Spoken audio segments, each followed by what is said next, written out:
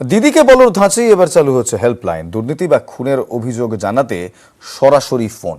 2 মাসের মধ্যে হেল্পলাইন তৈরির নির্দেশ দিলেন মুখ্যমন্ত্রী মমতা বন্দ্যোপাধ্যায়। আমি আরেকটা সেটআপ তৈরি করব, যেটা আমি বলেছিলাম দিদিকে বলো, নামটা আমি এখন বলছি না, আমরা ঠিক করে আপনাদের জানাবো। আমতা থেকে পানিহাটি সম্প্রতি রক্ত ঝরেছে রাজ্যের নানা প্রান্তে। বগটুইকে সামনে রেখে রাজ্য পুলিশকে কড়া হওয়ার বার্তা দিয়েছেন মুখ্যমন্ত্রী। তার নির্দেশেই রাজ্য জুড়ে বেআইনি অস্ত্র এবং বিস্ফোরকের খোঁজে তল্লাশি শুরু করেছে পুলিশ।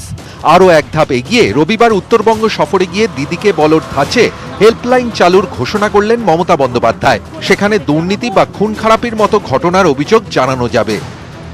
আমি আরেকটা সেটআপ তৈরি করব, যেটা আমি বলেছিলাম দিদিকে বলো, নামটা আমি এখন বলছি না, আমরা ঠিক করে আপনাদের জানাবো। সেইখানে একটা মিস কল দেবেন, দিয়ে আপনার নামটা বলবেন যে আপনি কি চাইছেন এবং কোথায় কি ঘটছে, সঙ্গে সঙ্গে আমি অ্যাকশন নেব। 19 লোকসভা ভোটের আগে শুরু হয় দিদিকে বলো, চালু হয় হেল্পলাইন। অভিযোগ সরাসরি মমতাকে। রাজ্য জুড়ে বিপুল সাড়া পায় এই কর্মসূচি। তার ধাঁচেই এবার নয়া হেল্পলাইন। দুর্গাপুজো হলে পাহারা দেবে কে? রাজ্যের পুলিশ।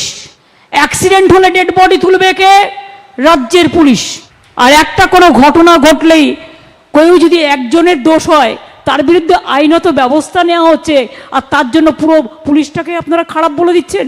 দিল্লির পুলিশ এসে আপনাদের পাহারা দেয় না রাজ্যের পুলিশ পাহারা দেয়?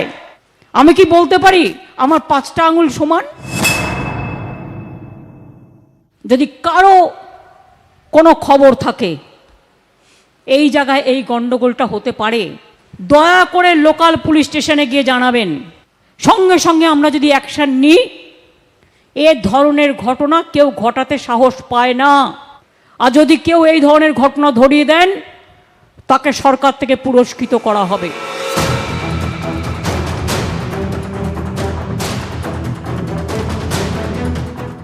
সাধারণ মানুষের মন বোঝা বা বিভিন্ন অভিযোগ জানার জন্য দিদিকে বলো কর্মসূচি চালু করেছিল তৃণমূল কংগ্রেস।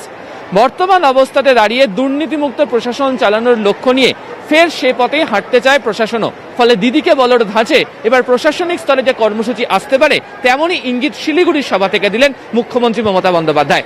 ক্যামেরা জ্যোতির্ময় বসুর সাথে আবির ঘোষাল এবং পার্থপ্রতিম সরকার, নিউজ 18 বাংলা, শিলিগুড়ি।